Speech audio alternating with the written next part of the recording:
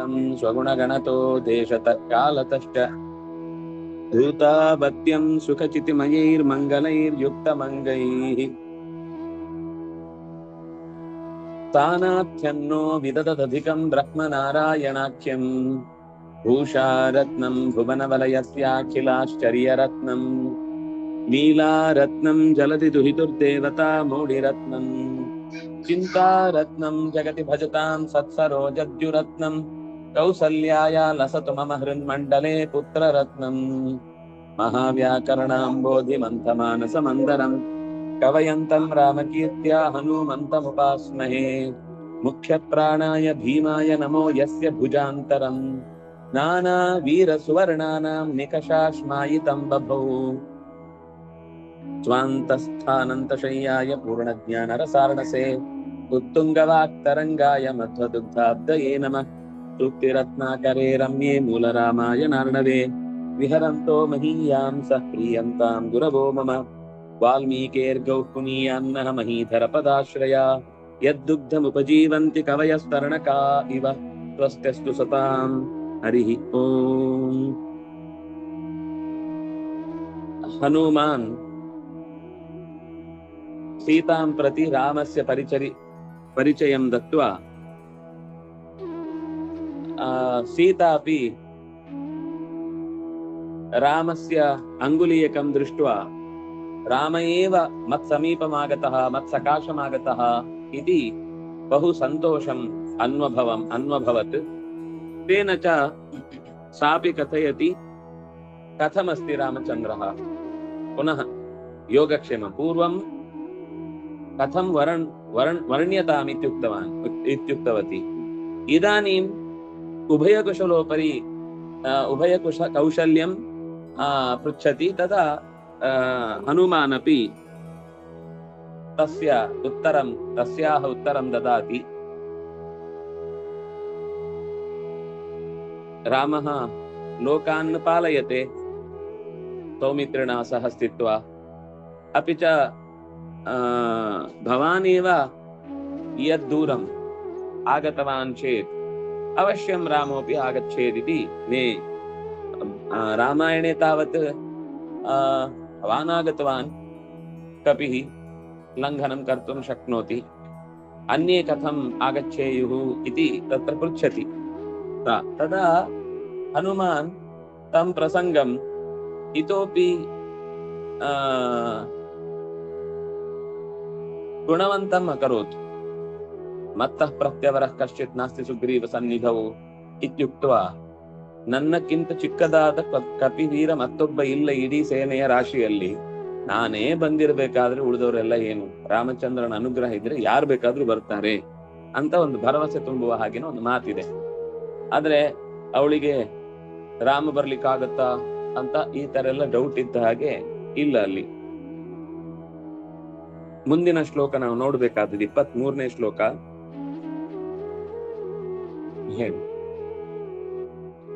ದ್ವಾದಶೇ ಕಿಲ ಮಾಸೇ ಮಾಂ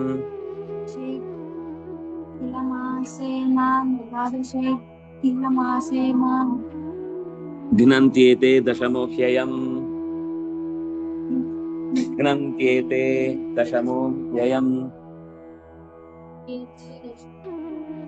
ಹ್ಯಯಂ ವಿಭೀಷಣಸ್ಯ ಕನ್ಯಾ ಮಾಂ ಅನಲೇದಂ ವಚೋಬ್ರವೀತ್.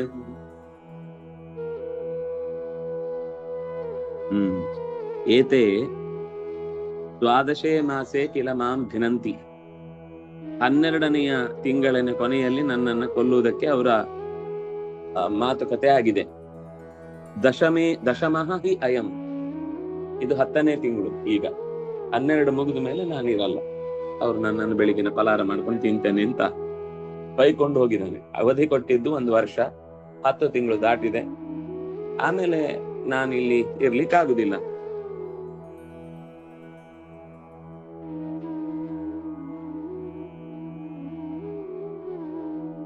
ಅನಲ ಅನ್ನುವಂತಹ ಒಬ್ಳು ವಿಭೀಷಣನ ಹೆಂಡತಿ ಇದನ್ನು ಹೇಳಿದ್ಲು ನನಗೆ. ವಿಭೀಷಣನ ಹೆಂಡತಿ ಅಲ್ಲ, ವಿಭೀಷಣ ಕನ್ಯಾ, ವಿಭೀಷಣನ ಪುತ್ರಿ. ವಿಭೀಷಣಸ್ಯ ಕನ್ಯಾ, ವಿಭೀಷಣನ ಪುತ್ರಿ ಅನಲ ಅಂತ ಒಬ್ಳಿದ್ದಾಳೆ. ಅವಳು ಈ ಗಡುವನ್ನ ಮಾತಾಡಿಕೊಂಡದ್ದು ಅವಳು ಹೇಳ್ತಾಳೆ. ಅವನು ಇಲ್ಲಿ ರಾಮಾಯಣದಲ್ಲಿ ಅವನೇ ಒಂದ್ಸಲ ಹೇಳ್ದ ಹಾಗಿದೆ, 2 ತಿಂಗಳು ಅಂತ ಹೇಳಿದ್ದಿದೆ. 10 ತಿಂಗಳು ಆಗಿದ್ದು ಹೇಳಲ್ಲ, 2 ತಿಂಗಳು ನಿನ್ಗೆ ಅವಕಾಶ ಅಂತ. 2 ತಿಂಗಳು ರಾಮ ಫಸ್ಟಿಗೆ ಮತ್ತೆ 4 ತಿಂಗಳು ಚಾತುರ್ಮಾಸ, ಮತ್ತೆ 1 ತಿಂಗಳು ಅದು ಹಾರಿ ಹೋಯ್ತು ಅಂದ್ರೆ ಗಡುವು ಹುಡುಕಾಟ, ಮತ್ತೆ 1 ತಿಂಗಳು ದಾಟಿದೆ ಅಂತ ಅವರೇ ಹೇಳಿ, ಮತ್ತೆ 15 ದಿನ ಅವರು ಹನುಮಂತ ಹೋಗ್ಲಿಕ್ಕೆಲ್ಲ ಬರುದು ಎಲ್ಲ ಇಟ್ಟು 2 ತಿಂಗಳು ಫಸ್ಟ್ ರಾಮ ಹುಡುಕಿದ ಅಂತ ಅಂದಾಜು ಮಾಡ್ತಾರೆ. ರಾಮ ಮಾತ್ರ ಹುಡ್ತಾ ಇದ್ದ, ರಾಮ ಅಂದ್ರೆ ವಾಪಸ್ ಹೋಗಿದ್ದು ಚೈತ್ರ ಮಾಸದಲ್ಲೇ. ಯಾಕಂದ್ರೆ ಚೈತ್ರ ಮಾಸದಲ್ಲೇ ಹೊರಟಿದ್ದು, ಅವನ ಹುಟ್ಟು ಹಬ್ಬ ಇದ್ದದ್ದು ಪುಷ್ಯದ ಅಂದ್ರೆ ಪುಷ್ಯ ನಕ್ಷತ್ರ, ಪುನರ್ವಸು ನಕ್ಷತ್ರ ಇತ್ತು. ಮರು ದಿವಸ ಸಂಪತ್ತಾರೆ, ಅದಕ್ಕೋಸ್ಕರ ಪಟ್ಟಾಭಿಷೇಕ ಮಾಡೋಣ ಅಂತ ಅನ್ಕೊಂಡಿದ್ದು. ಅವತ್ತೇ ಬೆಳಿಗ್ಗೆ ಅದು ತೀರ್ಮಾನ ಆಗಿದ್ದು 14 ವರ್ಷ ವನವಾಸ ಅಂತ. ಆ 14 ವರ್ಷ ವನವಾಸ ಮುಗಿದು ಮತ್ತೆ ಅವನ ಬರ್ತ್ಡೇ ದಿವಸನೇ, ಬರ್ತ್ಡೇ ದಿವಸ ಮರು ದಿವಸ. ಅದರಿಂದಾಗಿ ಒಂದು ಮರು ದಿವಸ ಹೊರಟದ್ದು ಅಂತಂದ್ರೆ ಅದು ಯುದ್ಧದ ಹಿಂದಿನ ದಿನ, ಅಂದ್ರೆ ಯುದ್ಧ ಮುಗಿದ ಕೊನೆಯ ದಿನ ಆದ್ಮೇಲೆ ಒಂದೇ ದಿನದಲ್ಲಿ ಹೊರಟಿದ್ದು. ಅವನು ಹೇಳ್ತಾನೆ, ಇನ್ನು ಇಲ್ಲೇ ಇರು, ನಿಮ್ಗೆ ಬೇಕಾದ ವ್ಯವಸ್ಥೆ ಮಾಡ್ತೇನೆ ಅಂತ. ಇಲ್ಲ ಒಂದೇ ದಿವಸ ಇದೆ, ನಾನ್ ನಾಳೆ ಒಳಗೆ ಅವನನ್ನು ಹೋಗಿ ಮಾತನಾಡಿಸಿ ಮುಟ್ಟಬೇಕು ಭರತನನ್ನ ಅಂತ ಹೇಳ್ತಾನೆ. ಅಂದ್ರೆ ಏನಾಯ್ತು, 14 ವರ್ಷ ಮುಗಿಯುವ ದಿವಸನೇ ಅವ್ರ ಯುದ್ಧ ಮುಗ್ದಿತ್ತು ಹಿಂದಿನ ದಿವಸಕ್ಕೆ. ಅಂದ್ರೆ ಈಗೇನಾಯ್ತು, 76 ದಿವಸ ಏನೋ ಯುದ್ಧ ಆಗಿದೆ ಅಂತ ಸುದ್ದಿ. 76 ದಿವಸಗಳ ಕಾಲ ಅಂದ್ರೆ ವಸ್ತುತಃ ಅವಳು ಹೇಳಿದ ಪ್ರಕಾರ ನೋಡಿದ್ರೆ 2 ತಿಂಗಳು ಕಳೆಯುವುದ್ರೊಳಗೆ 76 ದಿವಸ 65 ದಿವಸ ಮುಗ್ದು ಹೋಗುತ್ತೆ. ಅಂದ್ರೆ ಅವ್ರು 1 ವರ್ಷ ಏನು ಇವನ ಕೊನೆಯ ವರ್ಷ ಅಂತ ಏನ್ ಹಾಗೇನಿಲ್ಲ. 13ಕ್ಕೆ ಇನ್ನು ಸ್ವಲ್ಪ ದಿವಸ ಇರ್ಬೇಕಾದ್ರೇನೆ ಅವನು ಹಾರಿಸ್ಕೊಂಡು ಹೋಗಿದ್ದು. ಆದ್ರಿಂದಾಗಿ ಕೊನೆಯ 76 ದಿವಸ ಅಂತ ಅನ್ನೋದು ಅವನ ವನವಾಸದಲ್ಲೇ ಬಂತದು. ಯಾಕಂದ್ರೆ ಆ 76 ದಿವಸ ಮುಗಿದ ತಕ್ಷಣ ಮರು ದಿವಸನೇ ಹೊರಟದ್ದು. ಕಾಯ್ತಿದ್ದಾನೆ, ಅಗ್ನಿಯ ಚಿತೆಯನ್ನ ತಯಾರು ಮಾಡಿ ಭರತ ನಂದಿ ಗ್ರಾಮದಲ್ಲಿ ಕಾಯ್ತಾ ಇದ್ದಾನೆ ಅಂತ ಹೇಳಿದ್ದಾದ್ರಿಂದ ಅಲ್ಲಿ ಅದೊಂದಿಷ್ಟು ದಿವಸ ಹೋಯ್ತು. ಅದಕ್ಕಿಂತ ಪೂರ್ವದಲ್ಲಿ 2 ತಿಂಗಳು ಅವಕಾಶ ಕೊಟ್ಟದ್ದು ಅಂತ ಹೀಗೇನೋ ಇಟ್ಕೊಂಡ್ರೆ ಅಲ್ಲಲ್ಲಿಗೆ ಆ ಚಾತುರ್ಮಾಸಿ ಇತ್ಯಾದಿಗಳೆಲ್ಲ ಸೆಟ್ ಆಗುತ್ತೆ. ಅದರಿಂದಾಗಿ ದಶಮಿಗೆ ಇದ್ಯಾವುದು ದೀಪಾವಳಿಗೆ ಬಂದಿದ್ದು ಇದೆಲ್ಲ ರಾಮಾಯಣದ ಕಥೆಗೆ ಹೋಲಿಕೆ ಆಗುದಿಲ್ಲ. ರಾವಣನನ್ನ ಕೊಂದದ್ದು ಅದು ದಶಹರ ಅಂತ ಅನ್ನೋದು ಕ್ರಿಯೆ ಮಾಡುವುದನ್ನ ಆಕ್ಷೇಪ ಮಾಡ್ತಿಲ್ಲ. ಯುದ್ಧ ಮುಗ್ದಿದ್ದು ಅವತ್ತಿಗೆ ವಿಜಯದಶಮಿ ಅಂತಂದ್ರೆ ಅದು ಪಾಂಡವರದ್ದಾದ್ರೂ ಹೇಳ್ಬೋದು ವಿಜಯದಶಮಿ ಅಂತ. ಅದೇ ಆ ಗೀತಾ ಜಯಂತಿ ಮಾತ್ರ ಸಮಸ್ಯೆ ಇದೆ. ಗೀತಾ ಜಯಂತಿ ಅಲ್ಲಿ ಅಂತ ಅನ್ನೋದು ಒಂದು ಊಹೆ ಅಷ್ಟೇ, ಅದನ್ನ ನಿಶ್ಚಯ ಮಾಡಿ ಹೇಳುದು ಕಷ್ಟ. ಇಲ್ಲಿ ಹೇಳುದು ವಿಜಯದಶಮಿ ಅಂತ ಅದಲ್ಲ. ಅವರು ಬನ್ನಿ ಮಂಟಪದಲ್ಲಿ ಇರಿಸಿದ ದಿನ, ಪಾಂಡವರು ಗೆದ್ದು ಬಂದ ದಿನವನ್ನು ಹೇಳಿದ್ದಲ್ಲ.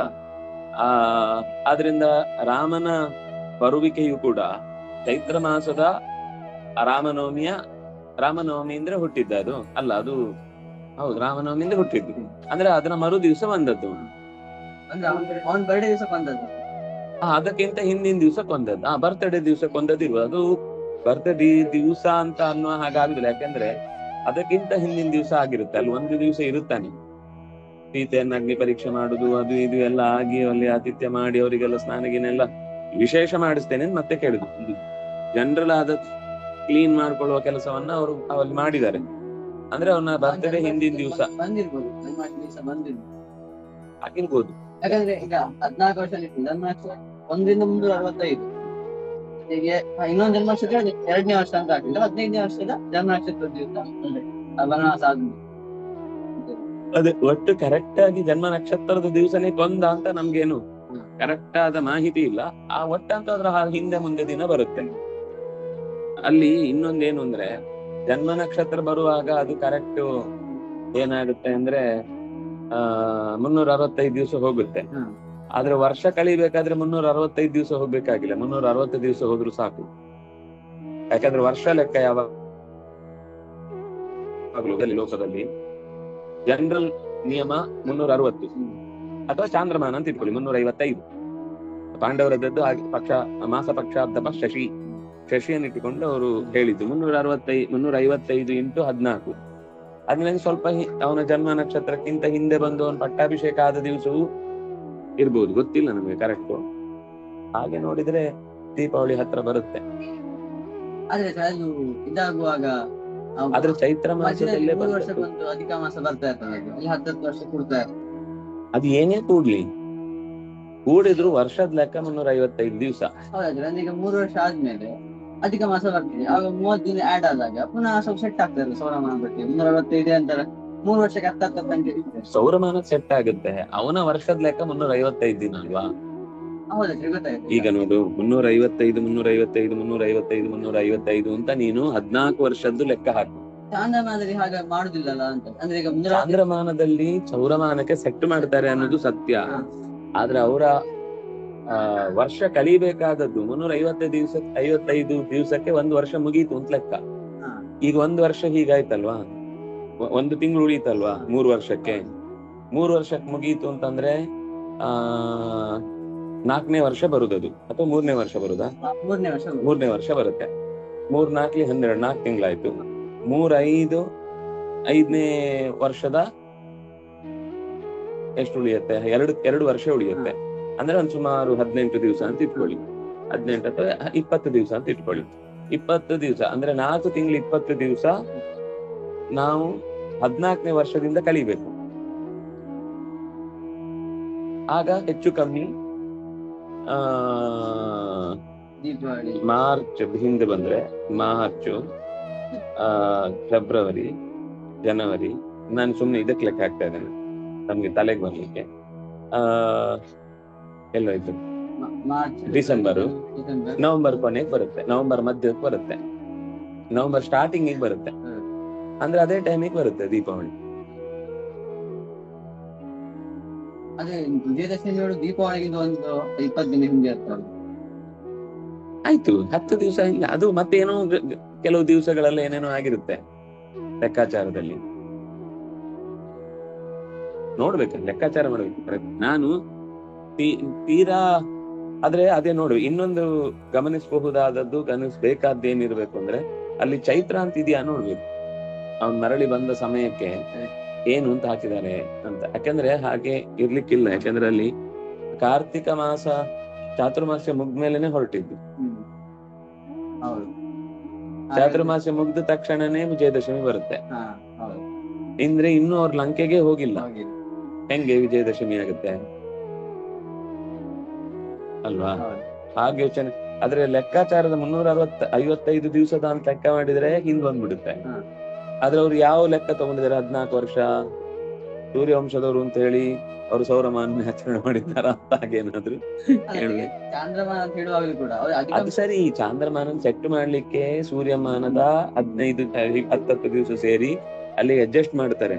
ಆದ್ರೆ ದಿನ ಲೆಕ್ಕ ಹಾಕಿದ್ರೆ, ಒಂದು ವರ್ಷ ಅನ್ನೋದನ್ನ 355 ಅಂತ ದಿನ ಹಾಕಿದ್ರೆ ಆ 4 ತಿಂಗಳು ಎಕ್ಸ್ಟ್ರಾ ಆಯ್ತಲ್ವಾ?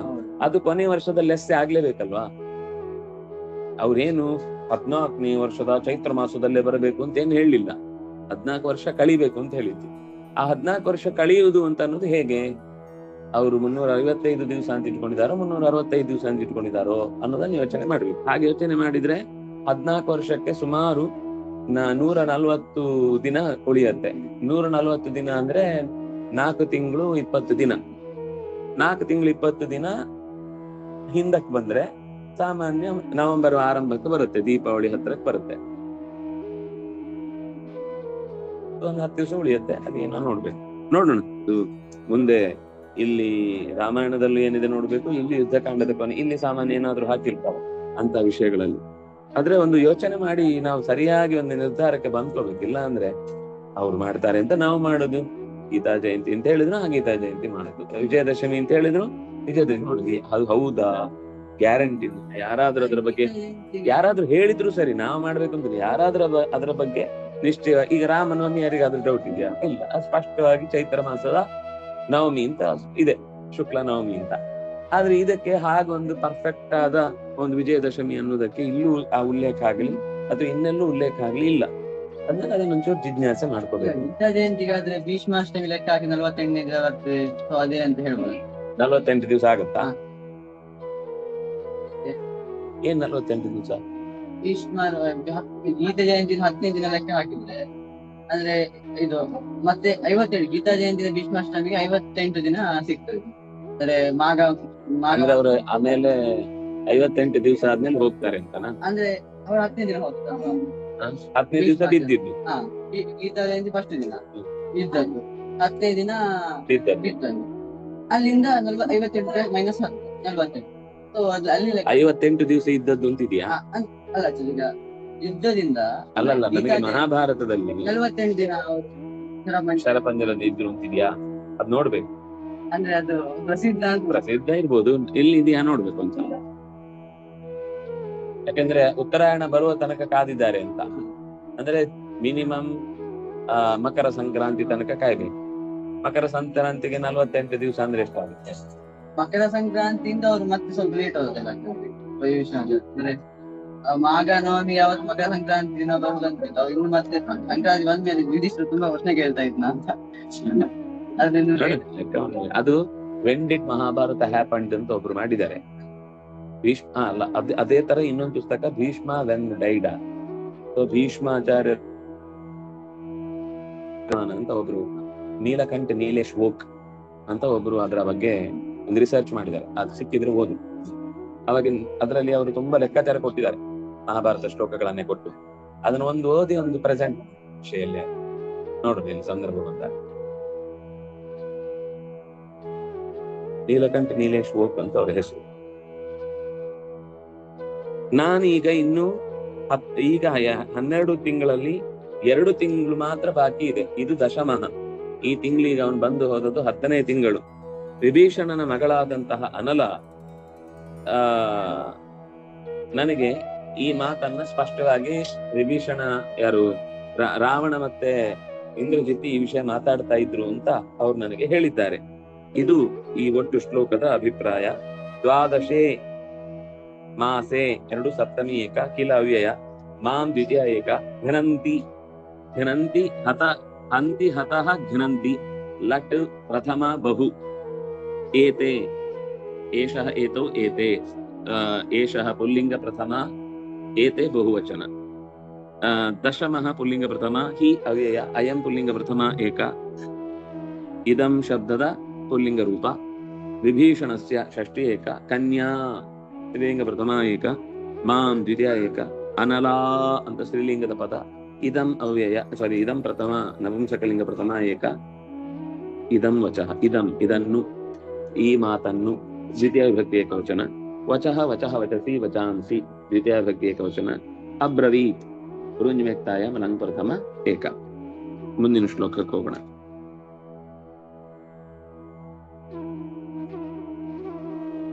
ಏವಂ ಬ್ರುವಂತಿ ಕರುಣಂ ಹೇಳು ವಿಲಪಂತಿ ಶುಕಾಲಪ ತ್ವಾಮಿಂದ್ರಾಮ ಪ್ರಸೀದೇತಿ ಪ್ರರುರೋಧ ಪುನಃ ಪುನಃ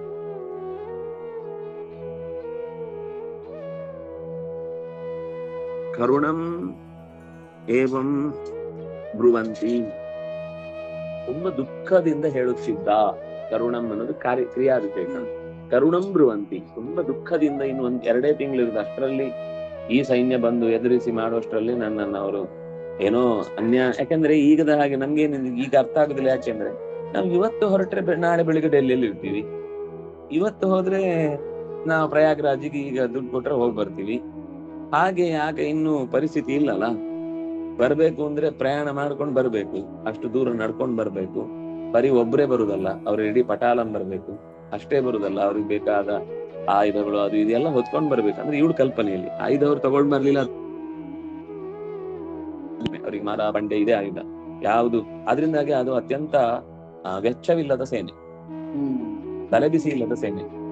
ಊಟ ಬೇಡ, ಅವರೆಲ್ಲ ಮರ ಹತ್ತಿ 1-2 ತಿಂದು ಬರ್ತಾರೆ.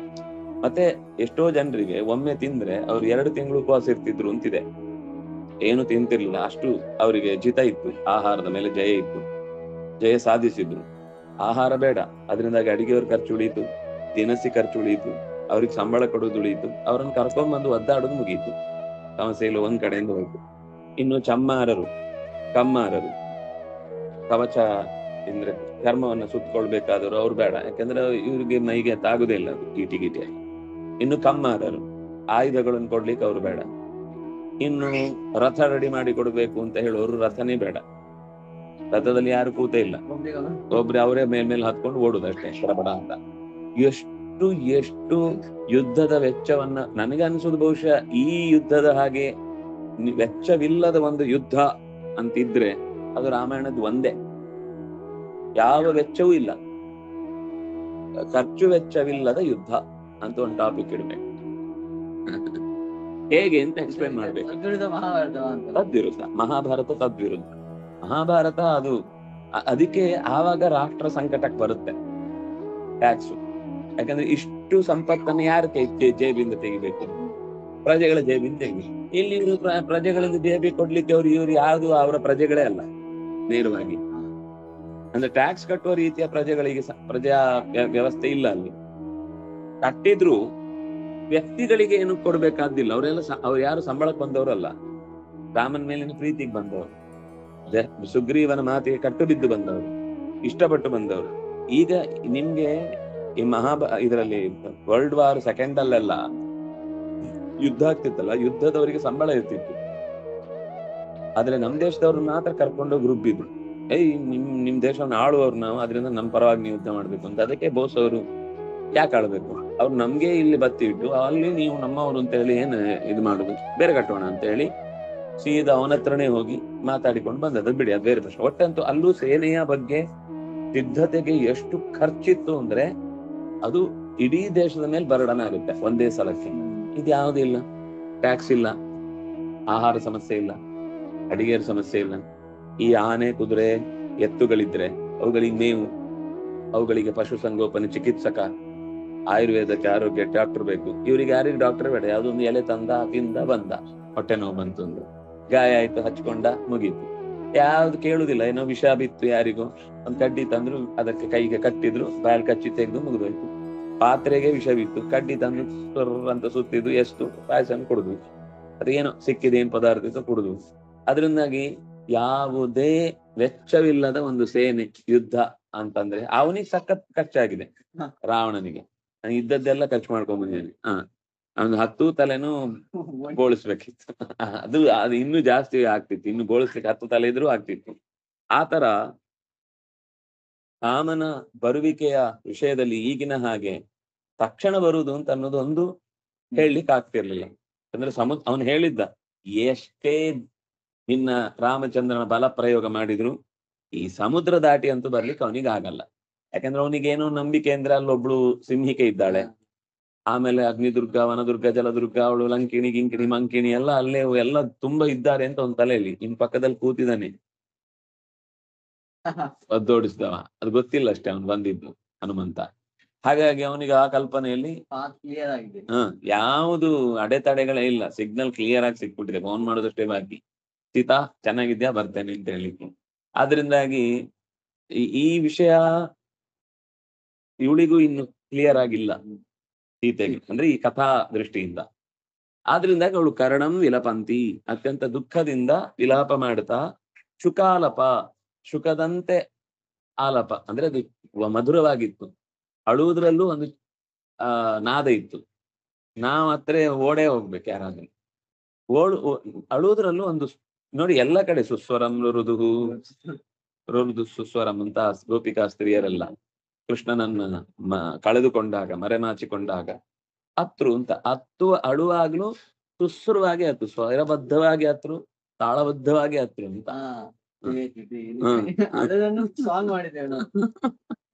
ಹೀಗಿದೆಯಲ್ಲಿ ಆದ್ರು. ಹಾಗೆ ಶುಕಾಲಪ, ಮೃದುವಾದ ಹಿತವಾದ ಆಲಪ ಅಂದ್ರೆ ಮಾತು, ಶುಕದಂತೆ ಗಿಳಿಯಂತೆ ಅತ್ಯಂತ ಹಿತವಾದ ರೀತಿಯಲ್ಲಿ ವಿಲಪಂತಿ, ವಿಲಾಪ ಮಾಡ್ತಾ, ಹೇ ಸ್ವಾಮಿನ್ನ ರಾಮ ಪ್ರಸೀದ, ಎಲೆ ರಾಮಚಂದ್ರನೇ ನನ್ನ ವಿಷಯದಲ್ಲಿ ಪ್ರಸನ್ನನಾಗು. ಇತಿ ಪ್ರರುರೋಧ, ನಾಟ್ ರುರೋಧ, ಚೆನ್ನಾಗತ್ಲು, ಹಿತವಾಗಿ ಅತ್ಲು. ಅಳುವುದ್ರಲ್ಲೂ ಒಂದು ನಾಜೂಕು ಬೇಕು. ಸಿಂಬಳ ಸುರಿಸ್ಕೊಂಡು, ಕೈಕಾಲೆಲ್ಲ ಒರೆಸ್ಕೊಂಡು, ತಲೆ ಮೇಲೆ ಬಿಚ್ಚಿ ಹಾಕೊಂಡು ಅಲ್ಲ, ಅದ್ರಲ್ಲೊಂದು ಡೀಸೆನ್ಸಿ. ಅಳುವುದ್ರಲ್ಲೂ ದುಃಖ ಆಗಿದೆ ಅನ್ನೋದು ಸತ್ಯ, ಆದ್ರೆ ಆ ದುಃಖ ಬೇರೆಯವರಿಗೆಲ್ಲ ಗೊತ್ತಾಗ್ಬೇಕು ಅಂತ ಅಳುದಲ್ಲ. ಕೆಲವ್ರು ಬೇಕು ಅಂತ ಇರ್ತಾರೆ, ಅವ್ರನ್ನ ಕೇಳಲಿ ಅಂತ, ನಾನು ಹತ್ತಿದ್ದೇನೆ ಅಂತ ಗೊತ್ತಾಗ್ಲಿ ಅವರಿಗೆ ಅಂತ. ಹಾಗೆ ಅಳುವ ಇದಲ್ಲ, ಬಂತ ಅಳು ಚಂದ ಮಾಡಿ ಹತ್ತು ಬಿಡುದು, ಅದನ್ನು ಎಂಜಾಯ್ ಮಾಡುದು. ಅಳುವನ್ನು ಎಂಜಾಯ್ ಮಾಡುದು ಅಂತಿದ್ರೆ ಅದು ಪ್ರರುರೋಧ. ಹಾಗಾಗಿ ಪುನಃ ಪುನಃ ಮತ್ತೆ ಮತ್ತೆ ರಾಮಚಂದ್ರನ ನೆನಪು ಕಾಡಿತು. ಆದ್ರಿಂದಾಗ ಅವಳು ಮತ್ತೆ ಮತ್ತೆ ಮೆತ್ತನೆ ಸ್ವರಬದ್ಧವಾಗಿ ಅತ್ತಳು. ಏವಂ ಅವ್ಯಯ ಬ್ರುವಂತಿ, ಇದು ಶತ್ರು ಪ್ರತ್ಯಯಾಂತವಾದ ಸ್ತ್ರೀಲಿಂಗ ಪ್ರಥಮ ವಿಭಕ್ತಿ ಏಕವಚನ. ಬ್ರುವಂತಿ ಬ್ರುವಂತ್ಯೌ ಬ್ರುವಂತ್ಯಃ. ಕರುಣಂ ಅವ್ಯಯ, ಇದು ಕ್ರಿಯಾ ವಿಶೇಷಣ. ಕರುಣಂ ಬ್ರುವಂತಿ. ವಿಲಪಂತಿ ಸ್ತ್ರೀಲಿಂಗ ಶತ್ರು ಪ್ರತ್ಯಯಾಂತ ಶಬ್ದ ಪ್ರಥಮ ವಿಭಕ್ತಿ ಏಕವಚನ. ಶುಕಸ್ಯ ಶುಕ ಇವ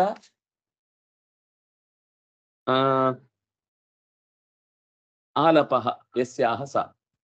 ಯಾರ ಆಲಪನೆ ಶುಕದಂತೆ ಇತ್ತು. ಆಲಾಪ ಅಂತಂದ್ರೆ ಅದು ಸಂಗೀತ ಆಗುತ್ತೆ, ಆಲಪನ ಅಂತಂದ್ರೆ ದುಃಖ ಆಗುತ್ತೆ. ಆಲಾಪ ಅಂದ್ರೆ ತಿಳಿದು ಆ ಗಾನವನ್ನ ಎಳೆಯುವುದದು. ಇದು ಇವ್ರು ಬೇಕು ಅಂತ ಎಳೆಯುವುದಲ್ಲ, ಅಳು ಬಂದಾಗ ಎಳೆದು ಹೋಗುತ್ತೆ. ಉದ್ದೇಶಪೂರ್ವಕವಾಗಿ ಆದಾಗ ಆಲಾಪ, ಸಂಗೀತದಲ್ಲಿ ಆಲಾಪ ಮಾಡಿ, ಸಂಗೀತದಲ್ಲಿ ಆಲಾಪನೆ ಮಾಡ್ತಾರೆ ಅಂತ ಹೇಳಲ್ವಾ? ಅದೇ ಕಲಾಪ. ಕಲಾಪ ಬೇರೆದು, ಸಂಸ್ಕೃತ ಶಬ್ದ. ಕಲಾ ಶಬ್ದ ಸಂಸ್ಕೃತ, ಆದ್ರೆ ಕಲಾಪ ಅನ್ನೋದು ಇದು ಧಾತುನೇ ಬೇರೆ, ಈ ಧಾತುವಿಂದ ಬಂದದ್ದಲ್ಲ. ಆಲಪನ, ಸಂಲಪನ, ಸಲ್ಲಾಪ, ಸಮ್ಯಕ್ ಲಾಪ. ಅದು ಅಂದ್ರೆ ಸುಖವಾಗಿ ಮಾಡಿದ ಸಂಭಾಷಣೆ. ಲಪ ವ್ಯಕ್ತಾಯಂ ವಾಚಿ, ಸುಖವಾಗಿ ಮಾಡಿದ ಆಲಾಪ. ಇದು ಅದರಲ್ಲಿ ಪ್ರೀತಿಯಿಂದ ಮಾಡುವುದಾದ್ರಿಂದಾಗಿ ಮುಲುಗುಟ್ಟುವಿಕೆ ಎಲ್ಲ ಇರುತ್ತೆ. ಇದು ಸಂಗೀತದಲ್ಲಿ ಆದಾಗಿ ಸಂಗೀತದ ಆಲಾಪ ಇರುತ್ತೆ. ಬರೀ ಇಲ್ಲಿ ಹೇಳಿದ್ದು ಶುಕಾಲಪ, ಆಲಪ, ಆಲಾಪ ಅಲ್ಲ, ಆಲಪ. ದುಃಖ ಇತ್ತು, ಅದರ ಜೊತೆಗೆ ಮಾತು ಬಂತು, ಅದನ್ನಾಗೆ ಆಲಪಿಸಿದಳು. ಅದು ವಿವಿಧ ರೀತಿಯಲ್ಲಿ ಹತ್ರ ವಿಲಪಿಸುವುದು. ನಾನು ಹೀಗ್ ಮಾಡ್ಬೇಕಿತ್ತು ಆದ್ರೂ ಬರ್ಲಿಲ್ಲ, ನಿನ್ನೆ ತನಕ ಚೆನ್ನಾಗಿದ್ಯಲ್ಲೋ, ಇವತ್ತು ಯಾಕೆ ನೀನ್ ಹೀಗಿಲ್ಲ, ಮೊನ್ನೆ ಅವತ್ತು ಬಂದಾಗ ಹೇಗಿದ್ರು ಇವತ್ತು ಹಾಗಿಲ್ಲ, ಅಥವಾ ನೀವೆಲ್ಲ ಚೇಂಜ್ ಆಗ್ಬಿಟ್ಟಿದ್ದೀರಿ, ಇನ್ನೊಂದು ಮತ್ತೊಂದು ಎಲ್ಲ ತರ ಏನೇನ್ ನೆನಪಾಗುತ್ತೋ ಒಂದಕ್ಕೊಂದು ಸಂಬಂಧವಿರುವುದಿಲ್ಲ. ಕೆಲವೊಮ್ಮೆ ಅವತ್ತು ಹಾಗಾಗಿತ್ತು, ಇವತ್ತು ಹೀಗಾಗಿತ್ತು, ಇನ್ನೊಂದು ಮತ್ತೊಂದಾಗಿತ್ತು ಅಂತ ಕೆಲವರಿಗೆಲ್ಲ ಭಾರಿ ಹಿಂದಿದ್ದೆಲ್ಲ ನೆನ್ಪಿಟ್ಕೊಂಡು ಅದನ್ನು ಒಂದ್ ಸರ್ತಿಗೆ ಎಲ್ಲ ತೆಗೆದು ರಾಶಿ ಹೊರಗೆ ಹಾಕ್ತಾರೆ. ಹಾಗೆ ಹೊರಗೆ ಹಾಕಿದ ಎದುರುಗಡೆ ಇದ್ದವನಿಗೆ ಇದೆಲ್ಲ ಆಗಿದೆಯಾ ಅಂತಾನೂ ನೆನಪಿರಲ್ಲ, ಅಥವಾ ಅವ್ರು ಕೇಳೋರಿಗೆ ಒಂದ್ಸರ್ತಿ ಗಾಬರಿ ಆಗುತ್ತೆ. ಹೀಗೆಲ್ಲ ಇತ್ತ, ನಾನೇ ಹೇಳಿದ್ನ, ನನಗೆ ಇದೇನ್ ಹೇಳ್ತಿದ್ದೀರಾ ಅಂತ. ಅಂದ್ರೆ ಆತರ ಅದು ವಿಲಪ.